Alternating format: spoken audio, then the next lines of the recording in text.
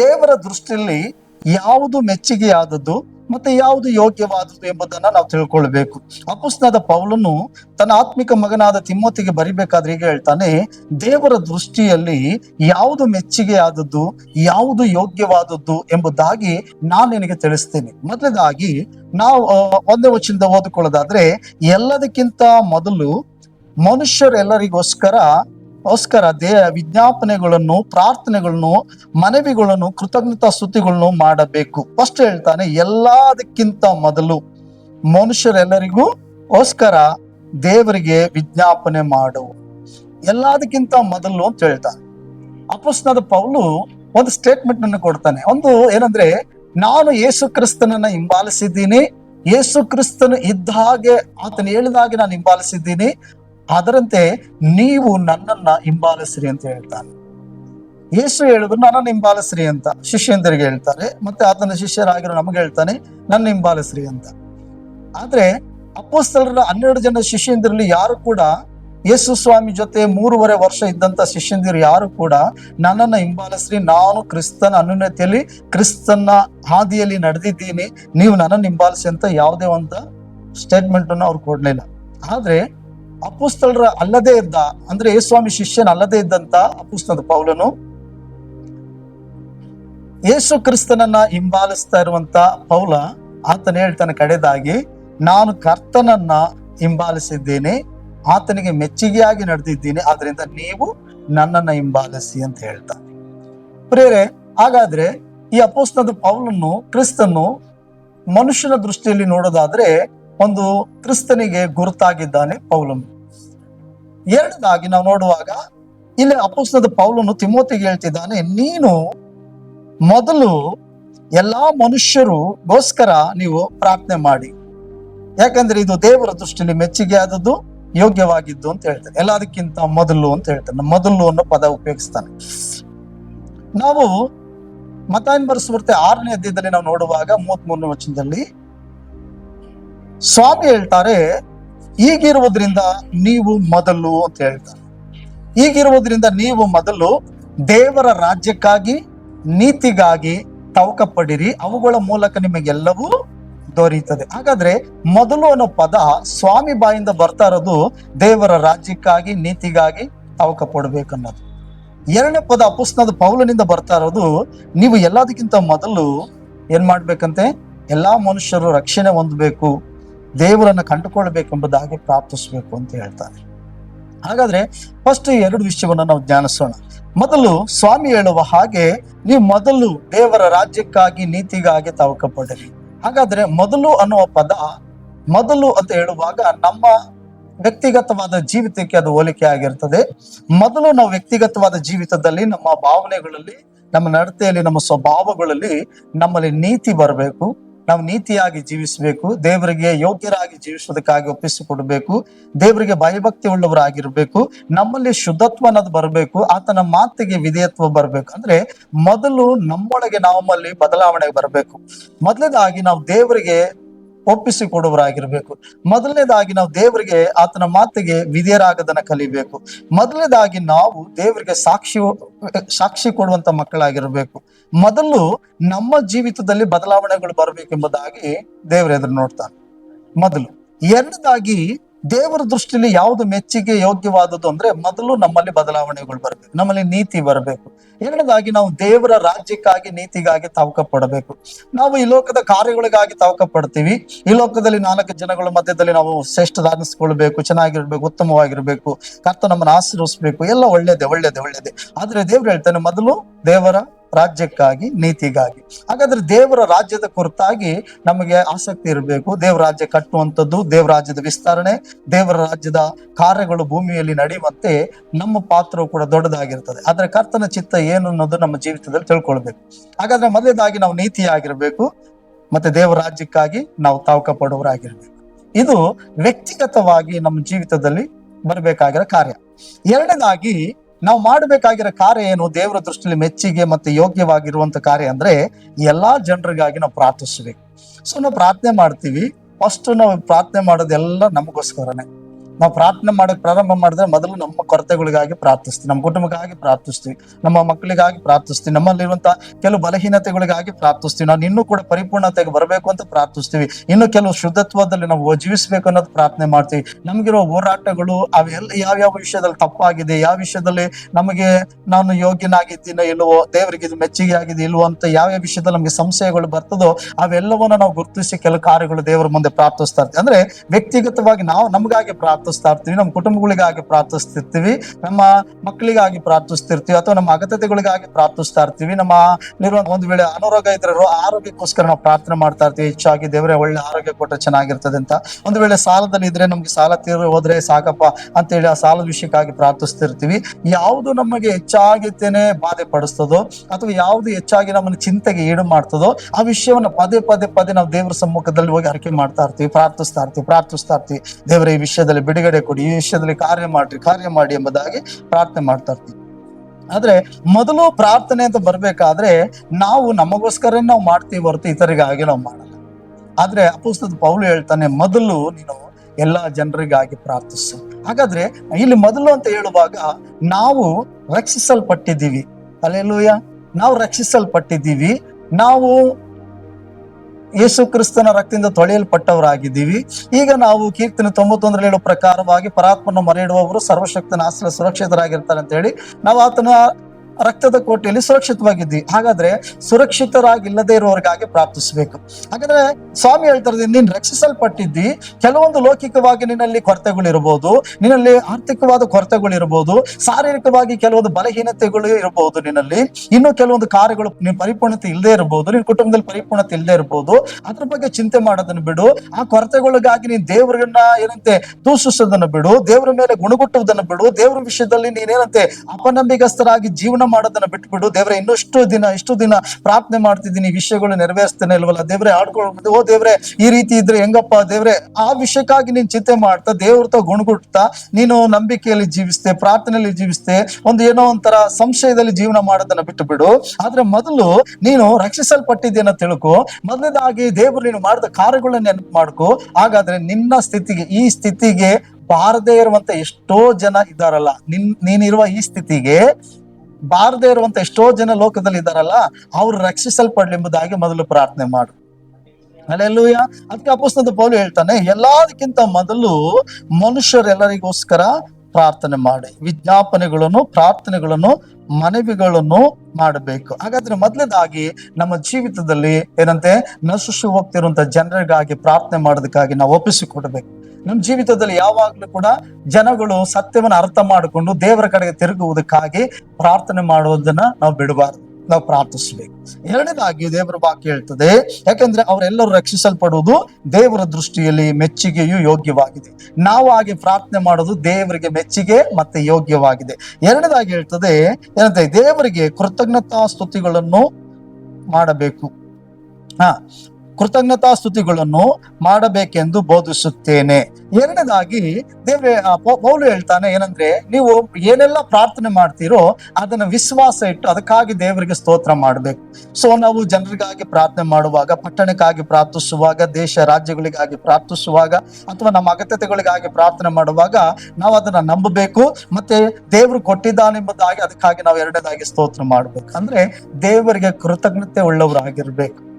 ಮೂರನೇದಾಗಿ ನಾವು ನೋಡ್ತೀವಿ ಏನಂತೆ, ನಮಗೆ ಸುಖ ಸಮಾಧಾನಗಳು ಉಂಟಾಗಿ ನಾವು ಪೂರ್ಣ ಭಕ್ತಿಯಿಂದಲೂ ಗೌರವದಿಂದಲೂ ಕಾಲಕ್ಷೇಪ ಮಾಡುವಂತೆ ಅರಸುಗಳಿಗಾಗಿಯೂ ಎಲ್ಲಾ ಅಧಿಕಾರಿಗಳಿಗಾಗಿಯೂ ವಿಜ್ಞಾಪನೆಗಳು ಮಾಡಬೇಕು. ಇಲ್ಲಿ ಸ್ವಲ್ಪ ಯೋಚಿಸ್ಬೇಕಾಗ್ತದೆ. ಅಧಿಕಾರಿಗಳಿಗಾಗಿ ನಾನು ಯಾಕೆ ಪ್ರಾರ್ಥನೆ ಮಾಡಬೇಕು? ಸ್ವಾಮಿ ಹೇಳೋದು, ಅಧಿಕಾರಿಗಳಿಗೋಸ್ಕರ ಪ್ರಾರ್ಥನೆ ಮಾಡಿ, ಅರಸುಗಳಿಗಾಗಿ ಪ್ರಾರ್ಥನೆ ಮಾಡಿ. ಯಾಕೆ ನಾನು ಪ್ರಾರ್ಥನೆ ಮಾಡಬೇಕು? ಅಲ್ಲಿ ಪ್ರಾಮುಖ್ಯವಾದ ವಿಷಯವನ್ನು ತಿಳಿಸಲ್ಪಡ್ತದೆ. ನಮಗೆ ಸುಖ ಸಮಾಧಾನಗಳು ಉಂಟಾಗಿ ನಾವು ಪೂರ್ಣ ಭಕ್ತಿಯಿಂದಲೂ ಗೌರವದಿಂದಲೂ ಕಾಲಕ್ಷೇಪ ಮಾಡುವಂತೆ. ಹಾಗಾದ್ರೆ ನಾವು ಪ್ರಾರ್ಥನೆ ಮಾಡಿದ್ರೆ ನಾವು ಸುಖ ಸಮಾಧಾನವಾಗಿರಕ್ಕಾಗಲ್ವಾ?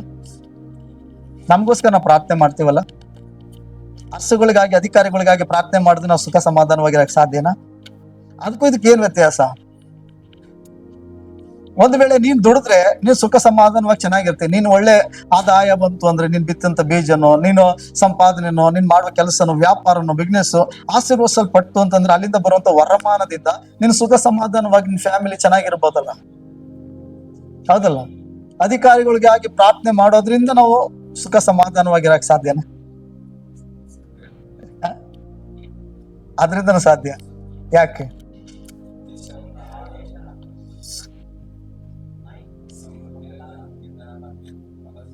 ಏನ್ ಸಿಗ್ತದೆ? ಯಾಕೆ ನಾವು ಅಧಿಕಾರಿಗಳಿಗಾಗಿ ಅರಸುಗಳಿಗಾಗಿ ಪ್ರಾರ್ಥಿಸಬೇಕೆಂಬುದಾಗಿ ಇಲ್ಲಿ ಪವಿತ್ರಾತ್ಮನ ಪೌಲನ ಮೂಲಕವಾಗಿ ಪ್ರಕಟಿಸ್ತಿದ್ದಾನೆ ಅಂತಂದ್ರೆ ನಿಜವಾಗ್ಲೂ ಸತ್ಯವಾದಂತ ಮಾತು.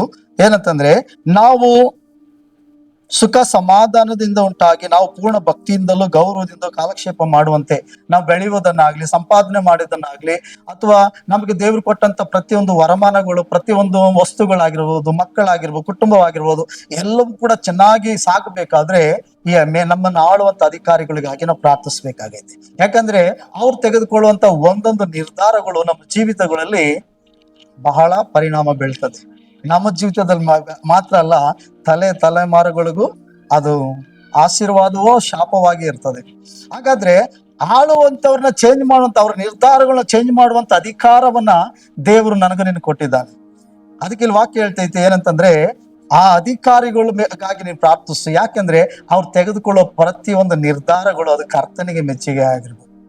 ಅವ್ರು ತೆಗೆದುಕೊಳ್ಳುವ ಪ್ರತಿಯೊಂದು ನಿರ್ಧಾರಗಳು ನಮ್ಮ ಜೀವಿತದಲ್ಲಿ ನಾವೆಷ್ಟೇ ಹಣವಂತರಾಗಿದ್ರು ಅಥವಾ ಎಷ್ಟೇ ಬಡವರಾಗಿದ್ರು, ಮಧ್ಯವರ್ತಿಕದವರಾಗಿದ್ರು, ನಾವು ಮಾಡುವಂತ ಕೆಲಸಗಳ ಮೇಲೆ, ನಾವು ಮಾಡುವಂತ ವ್ಯಾಪಾರದ ಮೇಲೆ, ನಾವು ಬಿತ್ತುವಂತ ಬೀಜದ ಮೇಲೆ, ನಮ್ಮ ಸಂಪಾದನೆ ಮೇಲೆ, ಮತ್ತು ನಮ್ಮ ವ್ಯಕ್ತಿಗತವಾದ ಜೀವಿತದಲ್ಲಿ, ನಮ್ಮ ಕುಟುಂಬ ಜೀವಿತದಲ್ಲಿ, ನಮ್ಮ ಮಕ್ಕಳ ವಿದ್ಯಾಭ್ಯಾಸದಲ್ಲಿ, ಮತ್ತೆ ನಮ್ಮ ಪ್ರಯಾಣಗಳಲ್ಲಿ, ನಮ್ಮ ಆರೋಗ್ಯಗಳಲ್ಲಿ ದೊಡ್ಡ ಒಂದು ನಷ್ಟವನ್ನ ಕಾಣ್ತೀವಿ. ಅದಕ್ಕಾಗಿದ್ದೇನೆ ನಮ್ಮ ಜೀವಿತದಲ್ಲಿ ಈ ನಷ್ಟಗಳು ಕಾಣಬಾರ್ದು ಅನ್ನೋದಾದ್ರೆ ದೇವರ ಮಕ್ಕಳಾಗಿರೋ ನಾವು ಅಧಿಕಾರಿಗಳಿಗಾಗಿ ನಾವು ಪ್ರಾರ್ಥಿಸಬೇಕು. ಯಾಕಂದ್ರೆ ಅವ್ರು ತೆಗೆದುಕೊಳ್ಳೋ ಒಂದೊಂದು ತೀರ್ಮಾನಗಳು, ಅವ್ರು ತೆಗೆದುಕೊಳ್ಳುವಂತ ಚರ್ಚಿಸುವಂತ ಒಂದೊಂದು ಕಾರ್ಯಗಳು ಕೂಡ, ಅವ್ರು ಜಾರಿ ಮಾಡುವಂತ ಒಂದೊಂದು ಕಾರ್ಯಗಳು ಅದು ದೇವರ ಎಣಿಕೆಯಲ್ಲಿ ಯೋಗ್ಯವಾಗಿರ್ಬೇಕು. ಅದು ಮನುಷ್ಯರಿಗೆ ಹಾನಿಕರವಾಗಿರಬಾರ್ದು. ನಮ್ಮ ಆತ್ಮಿಕ ಜೀವಿತಕ್ಕೆ ಯಾವುದೇ ರೀತಿಯಾದಂತ ತೊಂದರೆಗಳು ಆಗಬಾರ್ದು. ಮತ್ತೆ ದೇವರ ಅನ್ಯೋನ್ಯತೆಯಲ್ಲಿ ನಡೆಯುವುದಕ್ಕಾಗಿ ನಾವು ಯೋಗ್ಯರಾಗಿರ್ಬೇಕು. ಅದಕ್ಕಾಗಿದ್ದೇನೆ ನಾವು ಪ್ರಾರ್ಥಿಸೋರಾಗಿರ್ಬೇಕು. ವಾಕ್ಯ ಹೇಳ್ತದೆ, ನಮಗೆ ಸುಖ ಸಮಾಧಾನಗಳು ಉಂಟಾಗಿ ನಾವು ಪೂರ್ಣ ಭಕ್ತಿಯಿಂದಲೂ ಗೌರವದಿಂದಲೂ ಕಾಲಕ್ಷೇಪ ಮಾಡುವಂತೆ ಅರಸುಗಳಿಗಾಗಿಯೂ ಎಲ್ಲ ಅಧಿಕಾರಿಗಳಿಗಾಗಿಯೂ ವಿಜ್ಞಾಪನೆಗಳನ್ನು ಮಾಡಬೇಕು. ಯಾಕೆ ಅಧಿಕಾರಿಗಳಿಗಾಗಿ ಪ್ರಾರ್ಥಿಸ್ಬೇಕು? ಎರಡನೇದಾಗಿ ನಾವು ಯೋಚಿಸೋಣ. ಈ ಅಧಿಕಾರಿಗಳು ತೆಗೆದುಕೊಳ್ಳುವಂತ ತೀರ್ಮಾನ ಐತಲ್ಲ, ಇವ್ರು ಮಾತ್ರ ತೆಗೆದುಕೊಳ್ಳಲ್ಲ. ಒಬ್ಬ ರಾಜಕಾರಣಿನೋ, ಅವ್ರಿಗೆ ಸಲಹೆಗಳು ಕೊಡುವಂತ ಅಧಿಕಾರಿಗಳು ಇವರೆಲ್ಲ ನಿರ್ಧಾರ ತೆಗೆದುಕೊಳ್ಳೋದು. ಮನುಷ್ಯನ ಜೀವಿತಗಳನ್ನ ಬದಲಾವಣೆ ಮಾಡಬೇಕು, ಮತ್ತೆ ಅವನಿಗೆ ಕೇಡೋ ಅಥವಾ ಮೇಲೋ ಏನೋ ಒಂದು ಮಾಡ್ಬೇಕನ್ನೋದಾದ್ರೆ ಈ ಅಧಿಕಾರಿಗಳೆಲ್ಲ ಇರೋದು. ಈ ಅಧಿಕಾರಿಗಳು ಅಂದ್ರೆ ಈ ರಾಜಕಾರಣಿಗಳಾಗಿರ್ಬೋದು, ಅಧಿಕಾರಿಗಳಾಗಿರ್ಬೋದು, ಇವರ ಹಿಂದೆ ಇರುವಂತಹ ಕಾರ್ಪೊರೇಟ್ ಕಂಪ್ನಿಗಳು. ಯಾಕಂತಂದ್ರೆ ಅವ್ರಿಗೆ ಓಟ್ಗಳಿಗೆ ನಿಂತ್ಕೊಂಡಾಗ ಅವ್ರನ್ನ ಗೆಲ್ಲಿಸೋದಕ್ಕೆ ಅವ್ರಿಗೆ ಇಷ್ಟು ಹಣ ಅಂತ ಕೊಟ್ಟಿರ್ತಾರೆ. ಅವ್ರು ಎಲ್ಲರೂ ಕೂಡ ಆ ಓಟಲ್ಲಿ ಎಲೆಕ್ಷನ್ ಅಲ್ಲಿ ಗೆದ್ದು ಅಂತಂದ್ರೆ ಈಗ ಅವ್ರಿಗೆ ಫಂಡಿಂಗ್ ಮಾಡದಂತವ್ರಿಗೋಸ್ಕರ ಏನ್ ಮಾಡ್ಬೇಕು? ಸಪೋರ್ಟ್ ಮಾಡ್ಲೇಬೇಕು. ಅವ್ರು ಹೇಳಿದಂತ ಕಾರ್ಯಗಳು ಮಾಡ್ಬೇಕು. ಈಗ ರೈತರ ಭೂಮಿಯನ್ನ ಸ್ವಲ್ಪ ಕಮ್ಮಿ ಹಣಕ್ಕೆ ತೆಗೆದುಕೊಳ್ಬೇಕು, ಏನೋ ಒಂದು ಫ್ಯಾಕ್ಟ್ರಿ ಕಟ್ತೀನಿ, ಏನೋ ತೀರ್ಮಾನ ಮಾಡ್ತೀವಿ ಅಂತ ಏನೋ ಒಂದು ಆಸೆ ತೋರಿಸಿರ್ತೇನೆ. ಆ ಜಾಗಗಳನ್ನ ರಿಯಲ್ ಎಸ್ಟೇಟ್ಗೋ ಬೇರೆ ಇದಕ್ಕೋ ಯೂಸ್ ಮಾಡಕ್ಕೆ, ಅಥವಾ ತಪ್ಪಾಗಿ ಯೂಸ್ ಮಾಡಕ್ಕೆ, ಅಥವಾ ಒಂದು ಮೆಡಿಸಿನ್ ಆಗಿರ್ಬೋದು, ಒಂದು ಆಹಾರದ ಪದ್ಧತಿಗಳಲ್ಲಿ ಆಗಿರ್ಬೋದು, ಏನೋ ಅವ್ರ ಕಾರ್ಯಗಳನ್ನ ಮಾಡ್ಕೋಬೇಕಂದ್ರೆ ಅವರೆಲ್ಲ ಫಂಡಿಂಗ್ ಮಾಡಿರ್ತಾರೆ. ಯಾಕೆ ಅಧಿಕಾರಿಗಳಿಗಾಗಿ ಪ್ರಾರ್ಥಿಸ್ಬೇಕಂದ್ರೆ ಅಧಿಕಾರಿಗಳು ಹಿಂದಿರುವಂತದ್ದು ಕಾರ್ಪೊರೇಟ್ ಕಂಪ್ನಿಗಳು. ಅವರು ಏನ್ ತೀರ್ಮಾನ ಮಾಡ್ತಾರೋ, ಏನ್ ಮನುಷ್ಯರಲ್ಲಿ ಈ ತರ ಬದಲಾವಣೆ ತರಬೇಕು ಅಂತಾರೋ, ಇಲ್ಲ ಏನ್ ಹಾನಿ ಆಗ್ಬೇಕಂತ ತೀರ್ಮಾನ ಮಾಡ್ತಾರೋ ಅದನ್ನ ಜಾರಿ ಮಾಡೋದೇ ಈ ರಾಜಕಾರಣಿಗಳು, ಈ ಅಧಿಕಾರಿಗಳು. ಅದಕ್ಕಾಗಿ ದೇವರ ವಾಕ್ಯ ಹೇಳ್ತದೆ, ನೀವು ಪೂರ್ಣ ಭಕ್ತಿಯಿಂದಲೂ ಗೌರವದಿಂದಲೂ ಕಾಲಕ್ಷೇಪ ಮಾಡ್ಬೇಕಂದ್ರೆ ಅರಸುಗಳಿಗಾಗಿ ಅಧಿಕಾರಿಗಳಿಗಾಗಿಯೂ ಪ್ರಾರ್ಥನೆ ಮಾಡಬೇಕು. ದೇವರ ಮಕ್ಕಳು ಪ್ರಾರ್ಥಿಸುವಾಗ ದೇವರ ಕರಗಳು ಅಧಿಕಾರಿಗಳ ಮೇಲೆ ಇಳಿದು ಬಂದ್ರೆ ಅವ್ರ ಹಿಂದೆ ಇರುವಂತ ಫಂಡಿಂಗ್ ಮಾಡಿದಂತ ಕಾರ್ಪೊರೇಟ್ ಕಂಪ್ನಿಗಳು ಅವ್ರು ಮಾತನಾಡುವಂತ ಪ್ರತಿಯೊಂದು ಕಾರ್ಯಗಳು ಅವ್ರ ಅನುಕೂಲ ತಕ್ಕ ಹಾಗೆ ಅವರ ಬಿಸ್ನೆಸ್ ಅನ್ನ ಇಂಪ್ರೂವ್ಮೆಂಟ್ ಮಾಡ್ಕೊಳಕ್ ಆಗಿರ್ಬೋದು, ಅವ್ರ ಹೆಸರನ್ನ ಪ್ರಖ್ಯಾತಿ ಪಡಿಸ್ಕೊಳಕ್ ಆಗಿರ್ಬೋದು, ಅವ್ರು ತೆಗೆದುಕೊಳ್ಳುವಂತ ಅದನ್ನ ತೀರ್ಮಾನಗಳು ಮನುಷ್ಯನ ಜೀವಿತದಲ್ಲಿ ಮತ್ತೆ ಮಕ್ಕಳ ಜೀವಿತದಲ್ಲಿ ಅಥವಾ ತಲೆಮಾರುಗಳಿಗೆ ಅದು ಪರಿಣಾಮ ಬೀಳ್ತದೆ ಅಂದ್ರೂ ಕೂಡ ಆತನ ಹೆಸರಿಗಾಗಿ ಅಥವಾ ಆತನ ಕಂಪ್ನಿಗಾಗಿ ಏನಾದ್ರೂ ಒಂದು ತೆಗೆದುಕೊಳ್ಳಕ್ಕೆ ರೆಡಿ ಆಗಿರ್ತಾರೆ ಅವರು. ಹಾಗಾಗಿ ನಾವು ಪ್ರಾರ್ಥಿಸುವಾಗ ಅಧಿಕಾರಿಗಳ ಹೃದಯದಲ್ಲಿ ಮತ್ತು ರಾಜಕಾರಣಿಗಳ ಹೃದಯಗಳಲ್ಲಿ ದೇವರು ಆತ್ಮಿಕವಾದ ಕಣ್ಣನ್ನ ತೆರೆದು ಸರಿ ತಪ್ಪನ್ನ ನಿರ್ಧಾರ ಮಾಡಿ ಅವ್ರನ್ನ ಏನ್ ಮಾಡ್ತಾನೆ, ಆ ಕಾರ್ಯಗಳನ್ನ ಬದಲಾಯಿಸ್ತಾನೆ. ಇದು ಬೇಡ, ಇದು ಬೇಕು ಎಂಬುದಾಗಿ ಚರ್ಚಿಸುವಂತೆ ಕಾರ್ಯ ಮಾಡ್ತಾನೆ. ಮೂರನೇದಾಗಿ ನಾವು ಯೋಚಿಸ್ಬೇಕು, ಯಾಕೆ ಅಧಿಕಾರಿಗಳಿಗಾಗಿ ನಾವು ಪ್ರಾರ್ಥನೆ ಮಾಡಬೇಕು? ನಾವು ಅಧಿಕಾರಿಗಳಿಗಾಗಿ ಪ್ರಾರ್ಥನೆ ಮಾಡಿದ್ರೆ ಕಾರ್ಪೊರೇಟ್ ಕಂಪನಿಯವರು ಮಾಡುವಂತ ಎಲ್ಲ ಯೋಚನೆಗಳನ್ನ ದೇವರು ತಡೆಗಟ್ಟುತ್ತಾನೆ, ದೇವರ ಕಾರ್ಯಗಳಲ್ಲಿ ನೆರವೇರ್ತದೆ. ಮೂರನೇದಾಗಿ ಪ್ರಾಮುಖ್ಯವಾಗಿ ಯೋಚನೆ ಮಾಡಿ, ಈ ಅಧಿಕಾರಿಗಳು ಅರಸುಗಳಾದ್ರು, ಅದ್ರ ಹಿಂದೆ ಇರುವಂತ ಕಾರ್ಪೊರೇಟ್ ಕಂಪನಿಗಳವರಾದ್ರು, ಇವ್ರ ಹಿಂದೆ ಇನ್ನೊಬ್ಬ ವ್ಯಕ್ತಿ ಇದ್ದಾನೆ. ಅವನು ಯಾರು ಅಂತಂದ್ರೆ ಕ್ರಿಸ್ತ ವಿರೋಧಿ ಆಗಿರೋ ಸೈತಾನ. ಯಾಕಂದ್ರೆ ಎಫೆಸ ಪತ್ರಿಕೆ 6ನೇ ಅಧ್ಯಾಯದಲ್ಲಿ ನಾವು ನೋಡ್ತೀವಿ, ಅರಸುಗಳ ಮೇಲೆಯೂ ಅಧಿಕಾರಿಗಳ ಮೇಲೆ ಅವನು ಅಧಿಕಾರ ಮಾಡ್ತಾನಂತೆ ಅಲ್ವಾ. ಹಾಗಾಗಿತ್ತೇನೆ ಈ ಕಾರ್ಪೊರೇಟ್ ಕಂಪನಿಗಳನ್ನ ಅಧಿಕಾರ ಮಾಡೋದು ಯಾರು? ಸೈತಾನ. ಫಂಡಿಂಗ್ ಮಾಡಿಸೋದು ಯಾರು? ಈ ಹಣದ ಮೇಲೆ ಆಸೆಗಳನ್ನ ತೋರಿಸೋದು ಯಾರು? ಸೈತಾನ. ಹಾಗಾಗಿತ್ತೇನೆ ಮನುಷ್ಯರ ಜೀವಿತವನ್ನ ನಾಶ ಮಾಡೋದಕ್ಕಾಗಿ, ಮನುಷ್ಯರ ಜೀವಿತದಲ್ಲಿ ತಪ್ಪಾದ ನಿರ್ಧಾರಗಳು ತೆಗೆದುಕೊಳ್ಳೋದಕ್ಕೆ, ಅವ್ರು ಸುಖವಾಗಿ ಅವರ ಸಮಾಧಾನವಾಗಿ ಜೀವಿಸಬಾರ್ದು, ಅವರು ಏನಂತೆ ಸುಖ ಸಮಾಧಾನದ ಕಾಲಕ್ಷೇಪಗಳು ಮಾಡಬಾರ್ದು, ಅವ್ರ ಜೀವಿತಗಳು ಕಷ್ಟಕರವಾಗಿರ್ಬೇಕು, ಹೋರಾಟಕರವಾಗಿರ್ಬೇಕು, ಜೀವನ ಮಾಡದೆ ಒಂದು ಕಷ್ಟ ಆಗ್ಬೇಕು ಪರಿಸ್ಥಿತಿ ಅನ್ನೋದನ್ನ ಸೈತಾನ ಏನ್ ಮಾಡ್ತಾನಂತಂದ್ರೆ ಮನುಷ್ಯರ ಜೀವಿತದಲ್ಲೇ ಎಣಿತಿದ್ದಾರೆ. ಇವತ್ತಿನ ಪರಿಸ್ಥಿತಿ ನೋಡೋಣ. ಇವತ್ತಿನ ಪರಿಸ್ಥಿತಿ ನೋಡೋದಾದ್ರೆ ಒಬ್ಬ ವ್ಯಕ್ತಿ ಜೀವನ ಮಾಡದೆ ಕಷ್ಟಕರವಾಗ್ಬಿಟ್ಟೈತಿ. ಒಬ್ಬ ವ್ಯಕ್ತಿ ತಾನು ಒಬ್ಬ ವೆಂಟಿಕನಾಗಿ ಜೀವನ ಮಾಡದೆ ಕಷ್ಟ, ಇನ್ನು ಕುಟುಂಬವಾಗಿ ಜೀವನ ಮಾಡೋದು ಇನ್ನೂ ಬಲು ಕಷ್ಟ. ಈಗ ಏನಂತಂದ್ರೆ ಒಂದು ಕುಟುಂಬ, ಒಂದು ದಾಂಪತ್ಯ, ಮಕ್ಕಳು ಅಂತ ಬಂದ್ಬಿಟ್ರೆ, ಒಂದು ಸಂಸಾರ ಅಂತ ಬಂದ್ರೆ ಅವನ ತಲೆ ಮೇಲೆ ಒಂದು ದೊಡ್ಡ ಬಂಡೆನ ಒರೆಸ್ದಂಗೆ ಅಲ್ವಾ. ಆತನ ಆತ್ಮಿಕವಾಗಿ ಬೆಳೆಯಕ್ಕಾಗಲ್ಲ, ನಂಬಿಕೆಯಲ್ಲಿ ಜೀವಿಸಕ್ ಆಗ್ತಿಲ್ಲ, ಒಂದು ಸುಖ ಸಮಾಧಾನದಲ್ಲಿ ಕಾಲಕ್ಷೇಪವನ್ನೇ ಕಳೆಯಕ್ ಆಗ್ತಿಲ್ಲ. ಎಲ್ಲವೂ ಕಷ್ಟದ ದಿನಗಳು, ಎಲ್ಲವೂ ಚಿಂತೆಯ ದಿನಗಳು, ಎಲ್ಲವೂ ಕೂಡ ಒಂದ್ ದಿನ ಆದ್ಮೇಲೆ ಒಂದಿನ ನಾಳೆಗೇನಪ್ಪ ಮಾಡ್ಲಿ ಏನಪ್ಪ ಮಾಡ್ಲಿ, ನೀತಿಯಲ್ಲಿ ಜೀವಿಸಕ್ ಆಗ್ತಿಲ್ಲ. ದೇವ್ರ ರಾಜ್ಯಕ್ಕಾಗಿ ನೀತಿಗಾಗಿ ಜೀವಿಸಕ್ ಆಗ್ತಿಲ್ಲ. ಮೊದಲು ದೇವ್ರ ರಾಜ್ಯ ನೀತಿಗಾಗಿ ಜೀವಿಸುವಂತ ತೀರ್ಮಾನಗಳು, ಆ ನೀತಿ, ಆ ಪರಿಶುದ್ಧತೆ, ಆ ವಿಧೇಯತ್ವ ನಮ್ಮಲ್ಲಿ ಬರ್ತಾ ಇಲ್ಲ. ಹಾಗಾದ್ರೆ ನಾವೇನ್ ಮಾಡ್ತಿದ್ವಿ? ಸಮಾಜ ನೋಡ್ತಿದ್ವಿ. ನಾವು ಬದುಕ್ಬೇಕಂದ್ರೆ ಸಮಾಜದಲ್ಲಿ ಕೆಲಸ ಕಾರ್ಯದಲ್ಲಿ ಏನಾದ್ರು ಒಂದು ದೇವ್ರ ಮಾತಿಗೆ ಅವಿದ್ಯರಾಗ್ಲೇಬೇಕು, ಸುಳ್ಳು ಹೇಳಲೇಬೇಕು, ಇಲ್ಲ ನಾವೇನಾದ್ರೂ ಒಂಥರ ಸ್ವಲ್ಪ ಬಣ್ಣ ಹಾಕೊಂಡು ನಾವು ಚೇಂಜ್ ಆಗ್ಲೇಬೇಕು, ಚರ್ಚೆಗೆ ಬಂದಾಗ ಒಂದ್ ಬಣ್ಣ, ಹೊರಗಡೆ ಹೋದಾಗ ಒಂದ್ ಬಣ್ಣ, ಏನಾರು ಮಾಡ್ಲೇಬೇಕಾಗೈತಿ. ಯಾಕಂದ್ರೆ ಈಗ ಸಂಸಾರ ಅನ್ನೋದು ಭಾರ ತಲೆ ಮೇಲೆ ಹೊರ್ಸ್ಬಿಟ್ಟೈತಲ್ಲ. ನೀತಿಯಲ್ಲಿ ಜೀವಿಸ್ತೀವಿ ಅನ್ನೋದಾದ್ರೆ, ದೇವ್ರ ವಾಕ್ಯ ಹೇಳೋ ಪ್ರಕಾರನೇ ನಡ್ಕೊಳ್ತೀವಿ ಅನ್ನೋದಾದ್ರೆ ಸಮಾಜ ನಮ್ಮನ್ನು ಸ್ವೀಕರಿಸಲ್ವಲ್ಲ.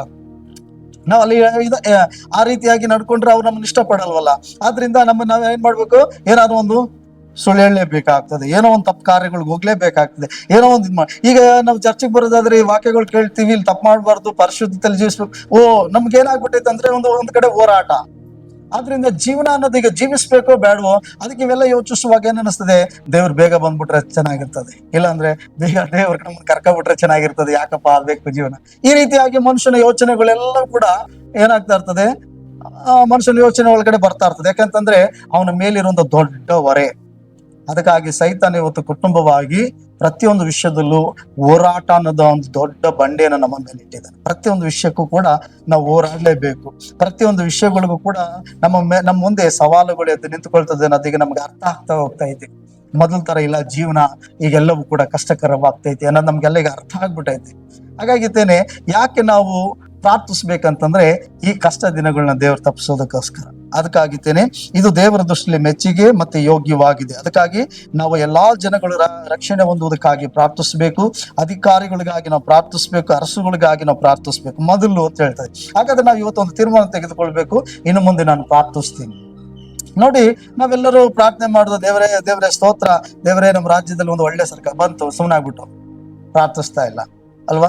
ಈಗ ಅನೇಕ ರಾಜ್ಯಗಳಲ್ಲಿ ಎಲೆಕ್ಷನ್ ನಡೀತಾ ಐತೆ, ಅನೇಕ ವಿಷಯಗಳು ನಾವು ಕೇಳ್ತಾ ಇದೀವಿ, ಆದ್ರೆ ನಾವೆಲ್ಲ ಸ್ವಾರ್ಥಿಗಳು ಆಗ್ತಿದೀವಿ, ನಾವು ಜವಾಬ್ದಾರಿಗೆ ತೆಗೆದುಕೊಂಡು ಪ್ರಾರ್ಥನೆ ಮಾಡ್ತಿಲ್ಲ. ಅದಕ್ಕಾಗಿತ್ತೇನೆ ಆ ರಾಜ್ಯಗಳು ಬಾಧಿಸಲ್ಪಡ್ತಾನೆ ಐತೆ ಅಲ್ವಾ. ಅದಕ್ಕೆ ಲೆಕ್ಕ ಕೊಡ್ಬೇಕಾಗಿರೋರು ನಾವಾಗಿದ್ದೀವಿ. ಅದಕ್ಕಾಗಿ ದೇವ್ರು ಹೇಳ್ತೇನೆ, ಮೊದಲು ಅಪೊಸ್ತಲ ಪೌಲ ಹೇಳ್ತೇನೆ, ಮೊದಲು ಎಲ್ಲಾ ಜನರು ಸತ್ಯವನ್ನ ಅರ್ಥ ಮಾಡ್ಕೊಳ್ಳೋದಕ್ಕೆ, ರಕ್ಷಣೆ ಹೊಂದುವುದಕ್ಕಾಗಿ ದೇವರ ಮುಂದೆ ಪ್ರಾರ್ಥಿಸ್ರಿ. ಎರಡನೇದಾಗಿ ಕೃತಜ್ಞತೆ ಉಳ್ಳವರಾಗಿರಿ ಎಲ್ಲ ವಿಷಯದಲ್ಲೂ. ಮೂರನೇದಾಗಿ ಅಧಿಕಾರಿಗಳಿಗಾಗಿ, ಅರಸುಗಳಿಗಾಗಿ ನೀವು ಪ್ರಾರ್ಥಿಸಿದ್ರೆ ನೀವು ಸುಖ ಸಮಾಧಾನದಿಂದ ಕಾಲಕ್ಷೇಪ ಮಾಡ್ತೀರಿ ಅಂತ ಹೇಳ್ತಾರೆ. ಆ ನಂತರ 3ನೇ ವಚನಕ್ಕೆ ಬರ್ತಾ ಇದ್ದೀನಿ. ಹಾಗೆ ಮಾಡುವುದು ನಮ್ಮ ರಕ್ಷಕನಾದ ದೇವರ ಸನ್ನಿಧಿಯಲ್ಲಿ ಮೆಚ್ಚುಗೆಯೂ ಯೋಗ್ಯವಾಗಿಯೂ ಅದೇ. ಹೀಗೆ ಮಾಡೋದು ದೇವರ ದೃಷ್ಟಿಯಲ್ಲಿ ಯೋಗ್ಯ. ಹಾಗಾದ್ರೆ ನನಗಾಗಿ ನಾನು ಬಹಳವಾಗಿ ಯೋಚನೆ ಮಾಡೋದು ದೇವ್ರ ದೃಷ್ಟಿಯಲ್ಲಿ ಮೆಚ್ಚುಗೆ ಅಲ್ಲ.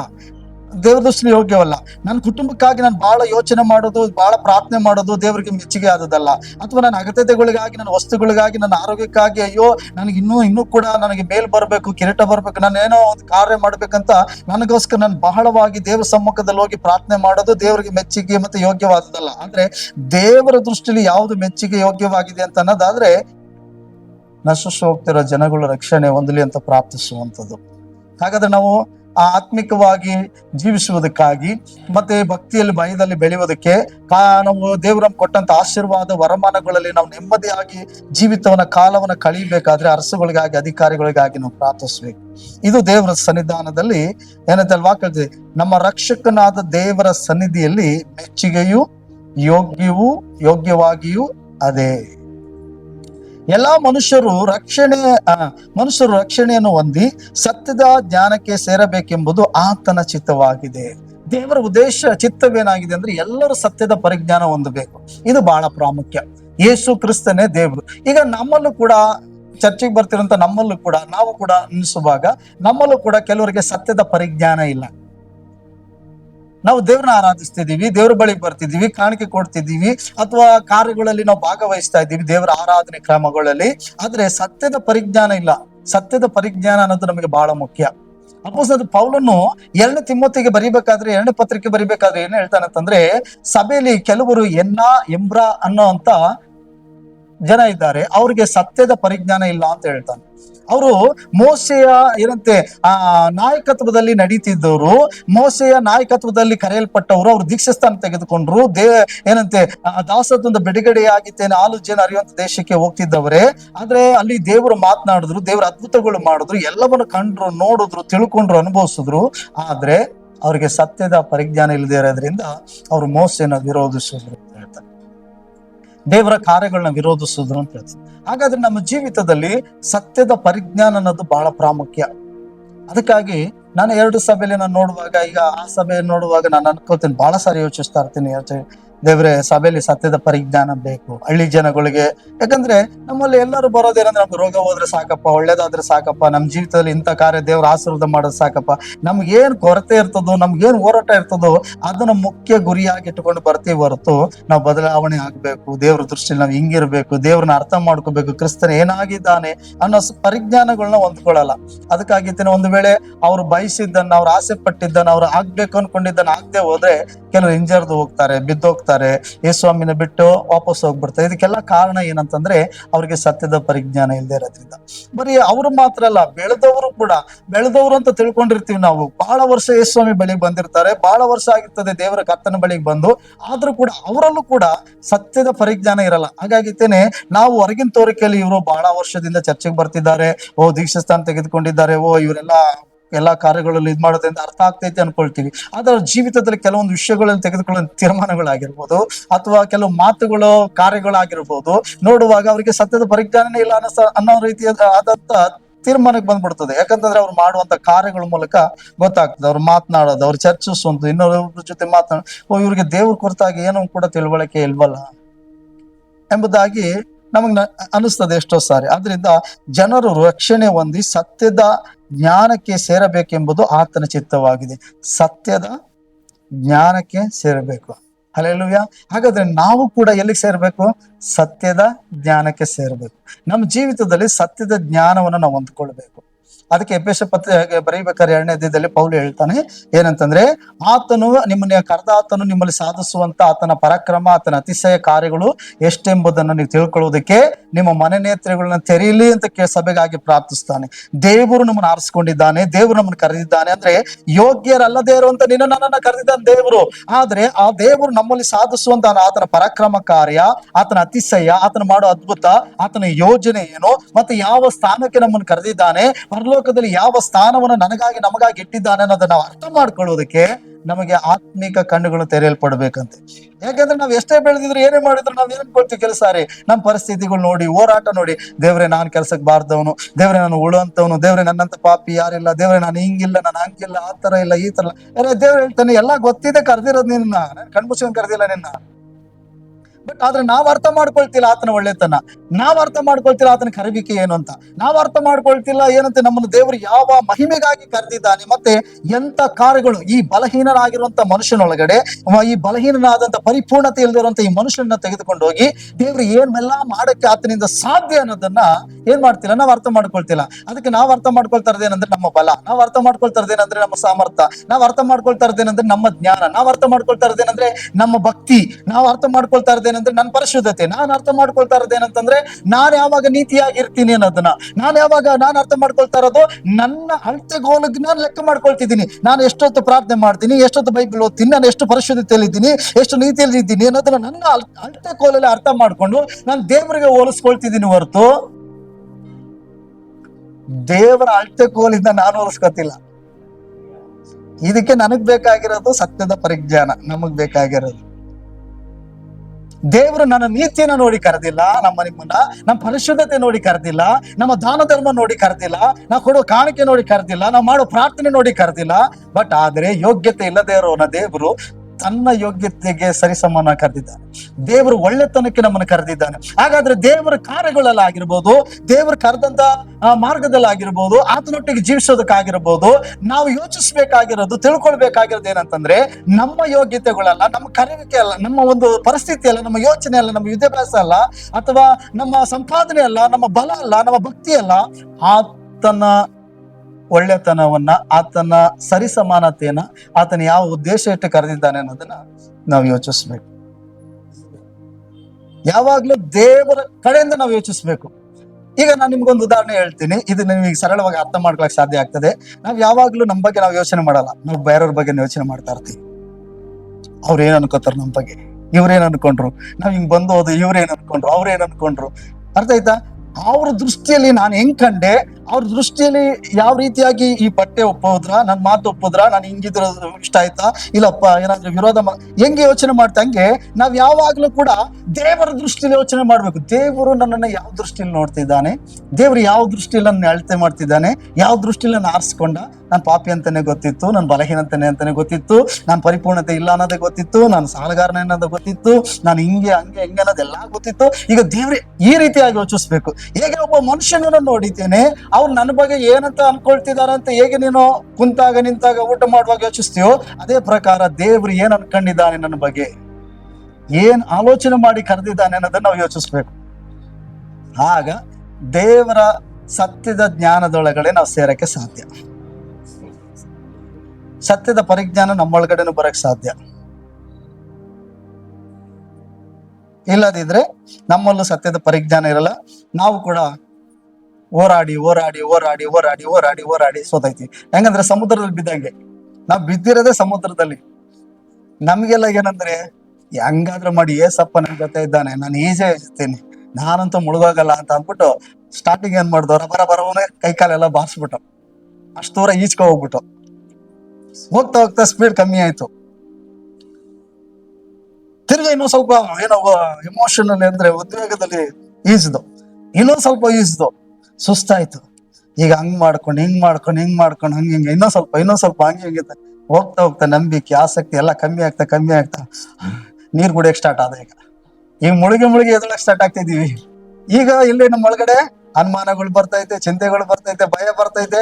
ಎಲ್ಲಿ ನಾನು ಮುಳುಗೋಗ್ತೀನೇನೋ, ನಾನ್ ದಡ ಸೇರಲ್ವೇನೋ, ಸ್ವಾಮಿ ಬಂದ ಕೈ ಬಿಡಲ್ ಪಟ್ಬಿಡ್ತೇನೇನೋ, ನಾನ್ ಪರಿಶುದ್ಧದಲ್ಲಿ ಜೀವಿಸಕ್ಕೆ ಕೇಳುವೇನೋ, ನಾನು ಹಿಂಗಾಗ್ಬಿಡ್ತೇನೋ, ಹಂಗಾಗ್ಬಿಡ್ತೇನೆ. ಈ ಭಯ, ಚಿಂತೆ, ಅನುಮಾನಗಳೆಲ್ಲ ಬಂದ್ಬಿಡ್ತು. ಯಾಕಂದ್ರೆ ಮೊದಲಿದ್ದಂತ ಆ ಆಸಕ್ತಿ, ಈಜುವಿಕೆ ಈಗಿಲ್ಲ. ಇದ ಕಾರಣ ಏನಂತಂದ್ರೆ ಸತ್ಯದ ಪರಿಜ್ಞಾನ, ಸತ್ಯದ ಜ್ಞಾನ ನಮ್ಮೊಳಗಡೆ ಕಮ್ಮಿ ಆಗಿರೋದ್ರಿಂದ, ನಾವು ಸರಿಯಾಗಿ ಅರ್ಥ ಮಾಡ್ಕೊಳ್ದೇ ಇರೋದ್ರಿಂದ. ಹಲ್ಲೆಲೂಯ. ಒಂದು ಘಟನೆ ನಡೀತದೆ. ಯೇಸು ಸ್ವಾಮಿ 5 ರೊಟ್ಟಿಗಳನ್ನ 5,000 ಜನರಿಗೆ ಉಣ್ಣಲ್ ಬಡಿಸಿ ಎಲ್ಲಾ ಕಾರ್ಯಕ್ರಮಗಳು ಮುಗಿದ ಮೇಲೆ ಶಿಷ್ಯಂದ್ರನ್ನ ಒತ್ತಾಯ ಪಡಿಸಿ, ನೀವು ಆಚೆ ದಡಕ್ಕೆ ಹೋಗ್ಬಿಟ್ರಪ್ಪ, ಮಾರ್ಕನ್ ಬರೋಸ್ವರ್ತ 5ನೇ ಅಧ್ಯಾಯದಲ್ಲಿ ಹೇಳ್ತಾರೆ, ಹೋಗ್ಬಿಡ್ರಪ್ಪ, ನಾನು ಇವ್ರನ್ನೆಲ್ಲ ಸಮಾಧಾನ ಪಡಿಸಿ ಪ್ರಾರ್ಥನೆ ಮಾಡಿ ಇವ್ರಿಗೆ ಸಲಹೆಗಳು ಕೊಟ್ಟು ನಾನು ಬರ್ತೀನಿ ಅಂತ ಹೇಳಿ ಶಿಷ್ಯಂದಿರನ್ನ ಆಚೆ ದಡಕ್ಕೆ ಕಳಿಸ್ಬಿಡ್ತಾರೆ. ಅವ್ರು ಆಚೆ ದಡಕ್ಕೆ ಹೋಗ್ಬೇಕು ಅಂತ ಹೇಳಿ ಅವರ ದೋಣಿನ ಹತ್ತಿ ಅವರು ಪ್ರಯಾಣ ಪ್ರಾರಂಭಿಸ್ತಾರೆ. ವಾಕ್ಯ ಹೇಳ್ತದೆ, ಅವರು ಹೋಗ್ತಾ ಹೋಗ್ತಾ ಹೋಗ್ತಾ ಮಧ್ಯದಲ್ಲಿ ಒಂದು ದೊಡ್ಡ ಬಿರುಗಾಳಿ ಅವ್ರಿಗಾಗಿ ಎದುರಾಗ್ತದೆ. ಅವರು ಈ ಕಡೆ ದಡಕ್ಕೂ ಬರಕಾಯ್ತಲ್ಲ, ಆ ಕಡೆ ದಡ ಮುಟ್ಟಕ್ ಅವ್ರು ಮುಟ್ಬೇಕಾಗಿರೋದು ಆ ಕಡೆ ದಡನೆ, ಅವ್ರು ಈ ಕಡೆ ಬರಕ್ ಮನಸ್ಸಿಲ್ಲ, ಬಟ್ ಆ ಕಡೆ ದಡ ಮುಟ್ಲೇಬೇಕು, ಆದ್ರೆ ಮುಟ್ಟಕ್ ಆಗ್ತಿಲ್ಲ. ಯಾಕಂದ್ರೆ ವಾಕ್ಯ ಹೇಳ್ತದೆ ಅವ್ರಿಗೆ ವಿರೋಧವಾದ ಒಂದು ಗಾಳಿ ಬೀಸ್ತಾ ಇದೆ, ಅವ್ರಿಗೆ ವಿರೋಧವಾಗಿ ಒಂದು ಹೋರಾಟ ಎದುರಾಗೈತೆ. ಈಗ ಅಲ್ಲಿ ವಾಕ್ಯ ಹೇಳ್ತದೆ ಅವ್ರು ಹುಟ್ಟು ಹಾಕಿ ಹಾಕಿ ಹಾಕಿ ಹಾಕಿ ಸುಸ್ತಾದ್ರಂತೆ, ಬಟ್ ಆದ್ರೆ ಅವರು ಆಚೆ ಆ ಕಡೆನೂ ಹೋಗಕ್ ಆಗ್ತಿಲ್ಲ, ಈ ಕಡೆನೂ ಹೋಗಕ್ ಆಗ್ತಿಲ್ಲ. ಇವತ್ತು ಆತ್ಮಿಕ ಜೀವಿತ, ಇವತ್ತು ಕೆಲವು ಕುಟುಂಬ ಜೀವಿತಗಳು, ಕೆಲವು ವ್ಯಕ್ತಿಗಳ ಜೀವಿತಗಳು ಈ ರೀತಿ ಆಗ್ಬಿಟ್ಟೈತೆ. ಹೆಂಗಂದ್ರೆ ನಮ್ಮೊಳಗೆ ನಾವು ಯೋಚಿಸ್ಕೊಳ್ವಾಗ ಈ ಕಡೆ ಮುಂದೆನೂ ಹತ್ತುತ್ತಾ ಇಲ್ಲ, 6ಕ್ಕೆ ಹತ್ತುತ್ತಾ ಇಲ್ಲ, 3ಕ್ಕೂ ಇಳಿತಾ ಇಲ್ಲ. ನಮ್ ಜೀವಿತ ಸಿಕ್ಕಾಕೊಂಡ್ಬಿಟ್ಟೈತಲ್ಲಿ.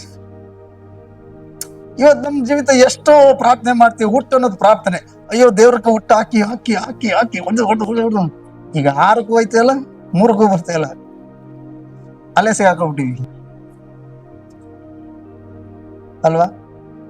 ಪರಿಸ್ಥಿತಿ ನೋಡಿ. ಹಲ್ಲೆಲೂಯಾ. ಆ ವಾಕ್ಯ ಭಾಗದಲ್ಲಿ ಈ ರೀತಿ ಐತೆ.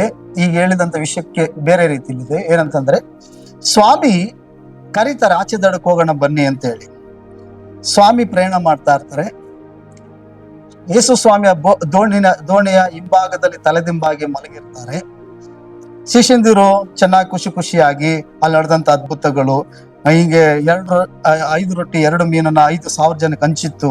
ಎಷ್ಟು ಜನಕ್ಕೆ ಹೆಂಗೆ ಅವ್ರ ಕೈಗಳಲ್ಲಿ ಪುಟ್ಟಿಗಳಲ್ಲಿ ಇದ್ದಾಗ ಆ ರೊಟ್ಟಿಗಳು ಹೆಂಗೆ ಉತ್ಪತ್ತಿ ಆಗ್ತಿತ್ತು, ಹೇಗೆ ಮೀನುಗಳು ಉತ್ಪತ್ತಿ ಆಗ್ತಿತ್ತು, ಇವೆಲ್ಲ ನೋಡಿದಂತ ಆಸಕ್ತಿನ ಕುತೂಹಲದಿಂದ ಹಂಚ್ಕೊಳ್ತಿದ್ದಾರೆ. ಎಷ್ಟು ಜನ ಕೊಟ್ಟೆ ಗೊತ್ತಾ, ನಿನಗಿಂತ ಜಾಸ್ತಿ ಪಂಕ್ತಿ ನಾನೇ ಇವತ್ತು ನಾನೇ ಬಡಿಸಿತ್ತು, ಹಿಂಗೆಲ್ಲ ಕುತೂಹಲದಲ್ಲಿ ಹೇಳ್ಕೊಂಡು ಹೋಯ್ತಿದ್ದಾರೆ. ಅವ್ರಿಗೊಂದು ಸಮಸ್ಯೆ ಎದುರಾಯ್ತು, ಒಂದು ಶೋಧನೆ ಎದುರಾಯ್ತು. ನಮ್ಮ ಜೀವಿತದಲ್ಲಿ ಈಗ ಯೇಸು ಸ್ವಾಮಿ ಮಾಡಿದಂತ ಉಪಕಾರಗಳು ಒಳ್ಳೇದು, ನಾವು ಹೊಂದ್ಕೊಂಡಿದ್ದನ್ನ ದೇವ್ರ ಸಂತೋಷವಾಗಿ ನಾವು ಹೇಳ್ಕೊಳ್ತಾ, ಜನರ ಮುಂದೆ ಸಾಕ್ಷಿ ಹೇಳ್ಕೊಳ್ತಾ, ಇನ್ನೊಂದು ಹೇಳ್ತಾ ಹೋಗ್ತಾ ಇದ್ದಂಗೆ ದಿಢೀರಂತ ನಮಗೊಂದು ಶೋಧನೆ ಸ್ಟಾರ್ಟ್ ಆಗ್ಬಿಡ್ತದೆ. ಎದುರಾಗಿ ಒಂದು ದೊಡ್ಡ ತುಫಾನ್ ಎದೊಳ್ತದೆ ನಮ್ಮ ಜೀವಿತದಲ್ಲೂ. ಎದುರಾಗಿ ಎದೊಳ್ತದೆ, ಅಯ್ಯೋ ನಾನ್ ತಾನೇ ಒಳ್ಳೆ ತಾನೇ ಹೇಳ್ಕೊಂಡು ಬಂದೆ, ನಾನು ಪರಿಶುದ್ಧತೆಯಲ್ಲಿ ತಾನೇ ಬಂದೆ, ನಾನು ಪ್ರಾರ್ಥನೆ ತಾನೇ ಬಂದೆ, ನಾನು ದೇವ್ರ ಅನ್ಯೋನ್ಯತೆಯಲ್ಲಿ ಬಂದೆ ತಾನೆ, ದೇವ್ರು ಹೇಳಿದ್ದಾನೆ ತಾನೇ ನಾನು ಮಾಡ್ಕೊಂಡು ಬಂದೆ, ಆದ್ರೆ ಈ ಶೋಧನೆ ಬಂದ್ಬಿಡ್ತಲ್ಲ, ಆದ್ರೆ ಈ ಪರಿಸ್ಥಿತಿ ಎದುರಾಗ್ಬಿಡ್ತಲ್ಲ ಅಂತ ಹೇಳಿ ನಾವು ದಿಢೀರ್ ಅಂತ ಹೇಳಿತಾನೆ ಕಂಗಾಲಾಗ್ತೀವಿ. ಇದಕ್ಕೆ ಕಾರಣ ಏನಂದ್ರೆ ನಮ್ಗೆ ಸತ್ಯದ ಜ್ಞಾನ ಇಲ್ಲದೆ ಇರೋದ್ರಿಂದ.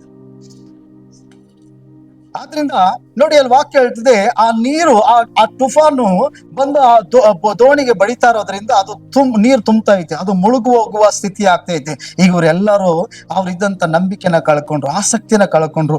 ದೇವ್ರು ಮಾಡಿದ ಅದ್ಭುತದ ಬಗ್ಗೆ ಮಾತನಾಡ್ತಿದ್ರು, 5 ರೊಟ್ಟಿ 2 ಮೀನ್ ಬಗ್ಗೆ ಮಾತನಾಡ್ತಿದ್ದವರು ಇವಾಗ ಆ ಮಾತುಗಳೆಲ್ಲ ಬಿಟ್ಬಿಟ್ರು. ಯೇಸು ಸ್ವಾಮಿ ಮಾಡಿದಂತ ಮಾತಿನ ಅದ್ಭುತಗಳೆಲ್ಲ ಮರ್ತ್ಬಿಟ್ರು, ಎಲ್ಲ ದೇವ್ರ ಕರಿವಿಕೆನ ಮರ್ತ್ಬಿಟ್ರು. ಈಗ ಅವ್ರು ಅನುಭವಿಸ್ತಿರುವಂತ ಶೋಧನೆ, ಅವ್ರ ದೋಣಿ ನೀರು ತುಂಬ್ತಾ ಇರೋದು, ಅವ್ರು ಸಾಯುವ ಸ್ಥಿತಿಗೆ ಒಳಗಾಗ್ತಾ ಇರೋದು ನೋಡಿ ಚಿಂತೆಗೆ ಒಳಗಾಗ್ತಿದ್ದಾರೆ. ಅಯ್ಯೋ ನಾವು ಮುಳುಗೋಗ್ತೀವಿ, ಸತ್ತೋಗ್ತೀವಿ, ಏನೋ ಆಗ್ಬಿಡ್ತದೆ ನಾವು ಕೈ ಬಿಡಲ್ ಪಟ್ಬಿಟ್ಟು ನಮ್ಮ ಪ್ರಾರ್ಥನೆಗೆ ಉತ್ತರ ಕೊಡ್ತಿಲ್ಲ ದೇವ್ರು, ನಮ್ ಜೀವಿತ ಹಿಂಗೆ ಆಡ್ಕೊಳ್ಳೋರ್ ಮುಂದೆ ಅನೇಕ ಪರಿಸ್ಥಿತಿಗಳು ನೋಡಿ ಕುಗ್ಗಿ ಹೋಗ್ತಿದ್ದಾರೆ.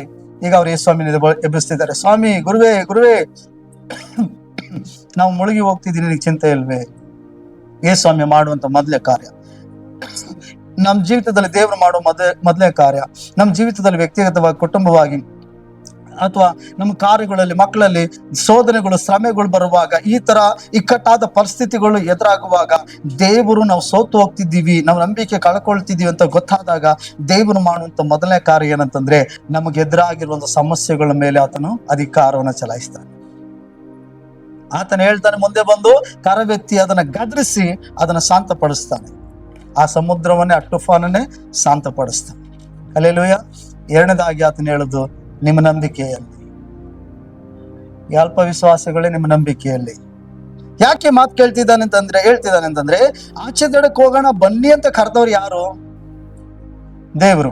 ಹಾಗಾದ್ರೆ ಮಧ್ಯದಲ್ಲಿ ನಡೆಯುವಂತ ಪ್ರತಿಯೊಂದು ಪರಿಸ್ಥಿತಿಗಳು, ಕೈ ಮೀರುವಂಥದ್ದು, ಕೈ ಮೀರದೇ ಇರುವಂಥದ್ದು, ದೋಣಿ ಮುಳುಗುವಂಥದ್ದು, ತುಂಬಿಕೊಳ್ಳೋದು, ಏನೇ ಆಗೋದ್ರೂ ಕೂಡ ವಾಕ್ಯ ಹೇಳ್ತದೆ ನಷ್ಟ ಆಗ್ಬಹುದು, ಆದ್ರೆ ಪ್ರಾಣ ನಷ್ಟ ಆಗಕ್ಕೆ ಆತನ್ ಬಿಡಲ್ಲ. ಅಪೊಸ್ತಲನಾದ ಪೌಲು ರೋಮ ಪಟ್ಟಣಕ್ಕೆ ಪ್ರಯಾಣ ಮಾಡ್ಬೇಕಾದ್ರೆ ದೇವರವನಿಗೆ ತಿಳಿಸ್ತಾರೆ, ಅವನು ಹಡಗಲ್ಲಿ ಕೈದಿಯಾಗಿ ಪ್ರಯಾಣ ಮಾಡ್ಬೇಕಾದ್ರೆ ದೋಣಿ ಒಡೆದೋಗ್ತದೆ ಅನ್ನೋದು ಗೊತ್ತಾಗ್ತದೆ. ಆಗ ಅವನು ಕ್ಯಾಪ್ಟನ್ ಹೇಳ್ತಾನೆ, ಅವನ್ ಕೇಳಲ್ಲ.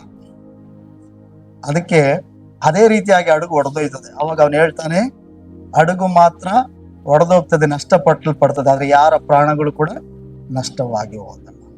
ಹಾಗಾದ್ರೆ ಪ್ರೇರೆ, ಆಚೆ ದಡಕ್ಕೆ ಕರೆದವನು ದೇವರು, ಆಚೆ ದಡಕ್ಕೆ ಹೋಗೋಣ ಬನ್ನಿ ಅಂತ. ಮಧ್ಯದಲ್ಲಿ ಏನೇ ಆದ್ರೂ ಕೂಡ ನಾವು ಸೋತೋಗಕ್ಕೆ ಕಾರಣ ಏನಂತಂದ್ರೆ, ನಾವು ಸತ್ಯದ ಜ್ಞಾನದಲ್ಲಿ ಬೆಳೆದೇ ಇರೋದನ್ನ.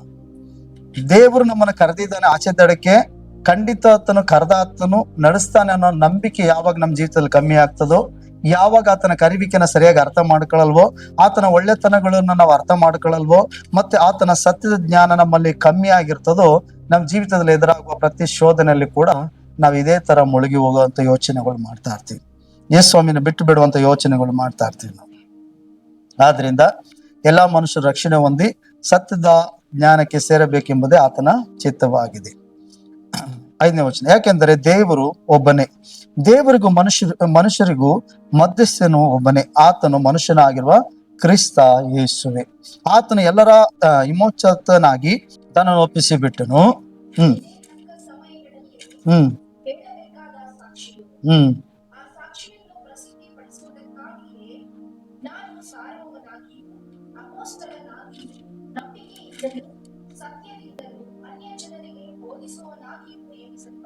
ನೋಡಿ, ದೇವರ ನಮ್ಮ ರಕ್ಷಕನಾದ ದೇವರ ಸನ್ನಿಧಾನದಲ್ಲಿ ಮೆಚ್ಚುಗೆಯು ಯೋಗ್ಯವಾಗಿಯೂ ಯಾವುದು ಅನ್ನೋದನ್ನ ನಾವು ಮತ್ತೆ ತಿಳ್ಕೊಳ್ಬೇಕು. ಈಗ ಇಲ್ಲಿ 3 ವಿಷಯಗಳನ್ನ ಮತ್ತೆ ಮಾತನಾಡ್ತಿದ್ದಾನೆ ಪೌಲು. ನಮ್ಮ ಜೀವಿತದಲ್ಲಿ ಈಗ ಇದನ್ನ ನಮ್ಮ ಜೀವಿತದಲ್ಲಿ ಅಳವಡಿಸ್ಕೊಳ್ಬೇಕು. ಇಲ್ಲಿ ನಾವು 3 ವಿಷಯವನ್ನ ನಾವು ಕಲಿತೀವಿ 5ನೇ ವಚನದಲ್ಲಿ.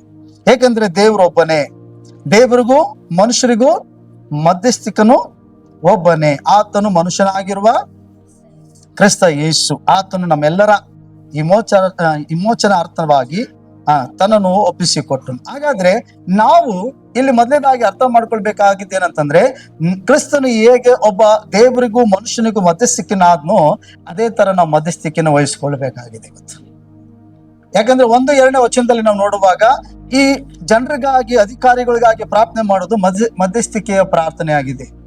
ಆದ್ರಿಂದ ಇಲ್ಲಿ ವಾಕ್ಯ ಹೇಳ್ತದೆ ಏನಂತಾನೆ, ಮನುಷ್ಯನಿಗೂ ದೇವರಿಗೂ ಕ್ರಿಸ್ತನು ಹೇಗೆ ಮಧ್ಯಸ್ಥಿಕನಾದ್ನೋ ಆತನ ಮೇಲೆ ವಿಶ್ವಾಸ ಇಟ್ಟಂತ ನಾವುಗಳು ಮಧ್ಯಸ್ಥಿಕೆ ಪ್ರಾರ್ಥನೆಗಳನ್ನ ವಹಿಸಿಕೊಳ್ಬೇಕಾಗೈತಿ.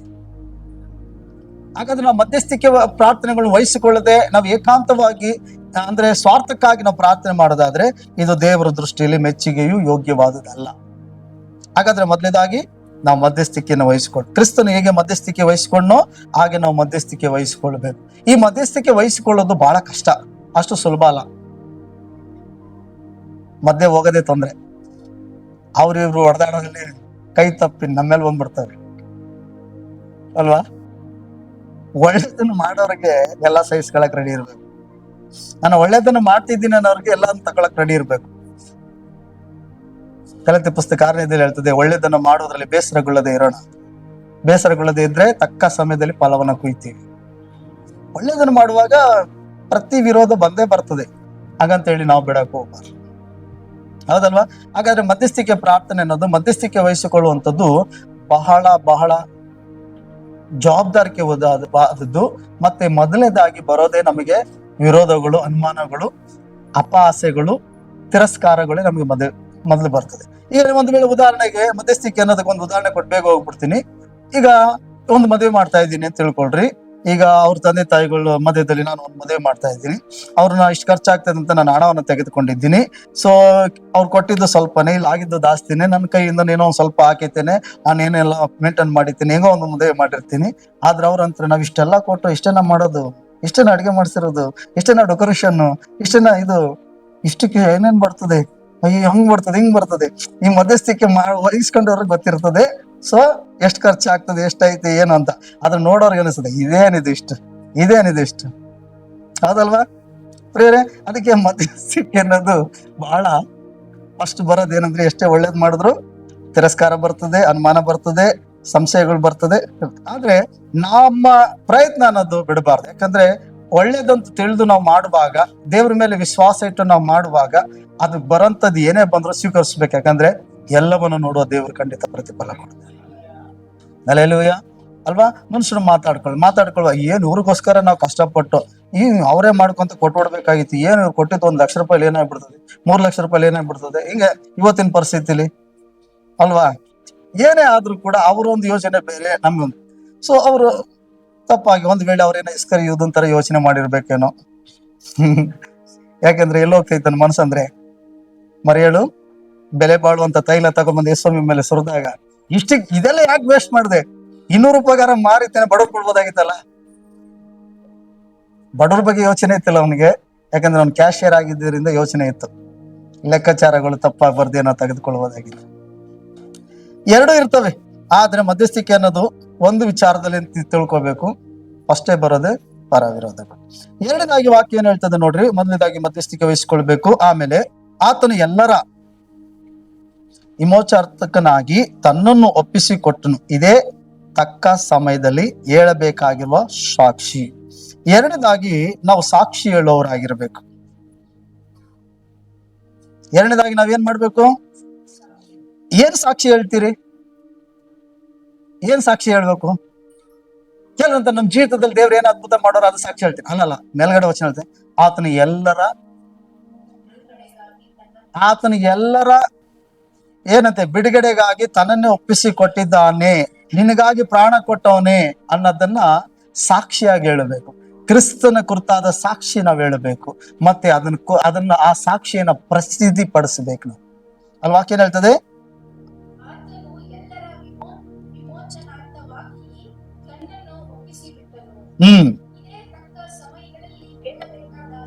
ನೋಡಿ, ಎರಡನೇದಾಗಿ ಹೇಳ್ತದೆ ಇದೇ ತಕ್ಕ ಸಮಯದಲ್ಲಿ ಹೇಳಬೇಕಾದ ಸಾಕ್ಷಿ. ಆ ಸಾಕ್ಷಿಯನ್ನು ನಾವು ಕರೆಯಲ್ಪಟ್ಟಿದ್ದೀವಿ. ಇದು ದೇವರ ದೃಷ್ಟಿಯಲ್ಲಿ ಮೆಚ್ಚುಗೆ ಮತ್ತೆ ಯೋಗ್ಯವಾಗಿದೆ. ಎರಡನೇದಾಗಿ ನಾವು ಆತನ ಸಾಕ್ಷಿಯನ್ನು ಹೇಳಬೇಕು. ಆತನ ಶಿಲ್ಬೆ ಮೇಲೆ ನಿನಗಾಗಿ ಪ್ರಾಣ ಕೊಟ್ಟಿದ್ದಾನೆ, ನಿನಗಾಗಿ ರಕ್ತ ಸುರಿಸಿದ್ದಾನೆ, ನಿನ್ನ ಪಾಪ ಕರ್ಮಗಳಿಂದ ನಿನ್ನ ಶಾಪಗಳಿಂದ ಬಿಡುಗಡೆಗಾಗಿ ನಿನ್ನ ಶಿಕ್ಷೆ ಸ್ಥಾನದಲ್ಲಿ ಆತನ ಶಿಕ್ಷಿಸಲ್ಪಟ್ಟಿದ್ದಾನೆ ಎಂಬುದಾಗಿ ಹೇಳಬೇಕು. ಮತ್ತೆ ಅದನ್ನ ನಾವು ಮಹಿಮೆ ಪಡಿಸುವವರಾಗಿರ್ಬೇಕು. ಅದ್ರ ಅಲ್ಲೆಗಳಿಬಾರ್ದು, ಅಥವಾ ಅದನ್ನ ಏನೋ ಒಂದು ಭಾರ ಇಲ್ಲದಂತ ರೀತಿಯಲ್ಲಿ ತೆಗೆದುಕೊಳ್ಳಬಾರ್ದು, ಲಘುವಾಗಿ ತೆಗೆದುಕೊಳ್ಳಬಾರ್ದು. ಆದ್ರೆ ಅದನ್ನ ಮಹಿಮೆಯಾಗಿ ಭಾರವಾಗಿ ತೆಗೆದುಕೊಂಡು ಅದನ್ನ ನಾವು ಮಹಿಮೆ ಪಡಿಸುವವರಾಗಿರ್ಬೇಕು. ಯಾವುದನ್ನ? ಕ್ರಿಸ್ತನು ಎಲ್ಲರ ಬಿಡುಗಡೆಗೋಸ್ಕರ ತನ್ನನ್ನೇ ಒಪ್ಪಿಸಿಕೊಟ್ಟಿದ್ದನ್ನ ನಾವು ಸಾಕ್ಷಿ ಹೇಳಬೇಕು, ಅದನ್ನ ಮಹಿಮೆ ಪಡಿಸುವವರಾಗಿರ್ಬೇಕು. ಮೊದಲನೇದಾಗಿ ಮಧ್ಯಸ್ಥಿಕೆ ಪ್ರಾರ್ಥನೆ ಮಾಡುವವರಾಗಿರ್ಬೇಕು, ಮಧ್ಯಸ್ಥಿಕೆ ವಹಿಸಿಕೊಳ್ಬೇಕು ದೇವರಿಗೂ ಮನುಷ್ಯರಿಗೆ. ಎರಡನೇದಾಗಿ ಕರ್ತನು ಬಿಡುಗಡೆ ಕೊಟ್ಟಿದ್ದನ್ನ, ಕರ್ತನು ಸುರಿಸಿದಂತ ರಕ್ತವನ್ನ, ವಿಮೋಚನೆಯನ್ನ ನಾವು ಏನಂತೆ ಸಾಕ್ಷಿಯಾಗಿ ತಕ್ಕ ಸಮಯದಲ್ಲಿ ಹೇಳುವವರಾಗಿರ್ಬೇಕು, ಮತ್ತೆ ಅದನ್ನ ಮಹಿಮೆ ಪಡಿಸುವವರಾಗಿರ್ಬೇಕು ನಾವು. ಮೂರನೇದಾಗಿ ವಾಕ್ಯ ಹೇಳ್ತದೆ, ಮೂರನೇದಾಗಿ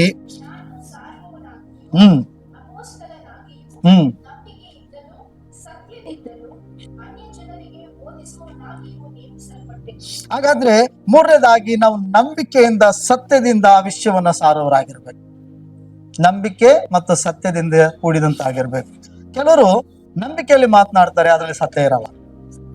ಕೆಲವರು ಸತ್ಯ ಅಂತ ಹೇಳ್ತಾರೆ, ಸತ್ಯನೇ ಹೇಳ್ತಾರೆ, ಬಟ್ ನಂಬಿಕೆ ಇರಲ್ಲ, ದೇವ್ರ ನನ್ನ ಜೀವಿತದಲ್ಲಿ ಕಾರ್ಯ ಮಾಡ್ತಾನೆ ಅಂತ. ಹಾಗಾದ್ರೆ ನಂಬಿಕೆ ಇಲ್ಲದೆ ಸತ್ಯವನ್ನ ಮಾತನಾಡೋರಿದ್ದಾರೆ, ಮತ್ತೆ ಸತ್ಯವನ್ನ ಮಾತನಾಡಿದ್ರು ನಂಬಿಕೆ ಹಿಡಿದವರು ಇದ್ದಾರೆ. ನಮ್ಮ ಜೀವಿತದಲ್ಲೂ ಕೂಡ ನಾವು ಸತ್ಯವಾದ ಸುವಾರ್ತೆನೆ ಸಾರ್ತೀವಿ ಇತರರಿಗೆ, ದೇವರು ಒಳ್ಳೇದ್ ಮಾಡ್ತಾನೆ ಅಂತ. ಆದ್ರೆ ನಮ್ಮ ವ್ಯಕ್ತಿಗತವಾಗಿ ನಾವು ನೋಡುವಾಗ ನಾವು ನಂಬಿಕೆ ಇಡಲ್ಲ. ನಮ್ಮ ಜೀವಿತದಲ್ಲಿ ಕೆಲವೊಂದು ಅನುಮಾನಗಳು, ನಮ್ಮ ಜೀವಿತದಲ್ಲಿ ಕೆಲವೊಂದು ತಪ್ಪಾಗಿ, ಅಯ್ಯೋ ನಾವೇ ಹೋರಾಡ್ತಿದೀವಿ, ದೇವ್ರು ನಮ್ಗೆ ಅದ್ಭುತ ಮಾಡಿಲ್ಲ, ಈ ಒಂದು ಅದ್ಭುತ ಮಾಡಿದ್ರೆ ನಾವ್ ಹೇಳಕ್ ಸಾಧ್ಯ, ನಮ್ಗೆ ಸಾರಕ್ ಸಾಧ್ಯ, ಆಡ್ಕೊಳ್ಳೋರ್ ಮುಂದೆ ನಾವ್ ಹಿಂಗ್ ಹೇಳಕ್ ಸಾಧ್ಯ ಅಂತ ಇರ್ತೀವಿ. ಆದ್ರೆ ಪೌಲು ಹೇಳ್ತಾನೆ, ನಂಬಿಕೆಯಿಂದಲೂ ಸತ್ಯದಿಂದಲೂ ನಾನು ಸಾರುವವನಾಗಿದೆ. ಹಾಗಾದ್ರೆ ನಾವು ಮಧ್ಯಸ್ಥಿಕೆಯ ದೇವರ ಸಾಕ್ಷಿಯನ್ನ ನಾವು ನಂಬಿಕೆಯಿಂದಲೂ ಸತ್ಯದಿಂದಲೂ ಇವೆರಡು ನಮಗೆ ಬಹಳ ಪ್ರಾಮುಖ್ಯ. ಒಂದು ಬಿಟ್ಟು ಒಂದು ನಾವು ಮಾಡಕ್ಕಾಗಲ್ಲ. ಹಾಗಾದ್ರೆ ದೇವರ ದೃಷ್ಟಿಯಲ್ಲಿ ಯಾವುದು ಮೆಚ್ಚುಗೆ ಆದದ್ದು, ಯಾವುದು ಯೋಗ್ಯವಾದದ್ದು ಎಂಬುದಾಗಿ ಇಷ್ಟೊತ್ತು ನಾವು ಜ್ಞಾನಿಸುವಂತೆ ಕರ್ತನು ಕೊಟ್ಟ ಕೃಪೆಗಾಗಿ ಸ್ತೋತ್ರ. ದೇವರ ವಾಕ್ಯನ ಆಶೀರ್ವಾದ ಮಾಡಲಿ. ಪ್ರಾರ್ಥನೆ ಮಾಡಿ.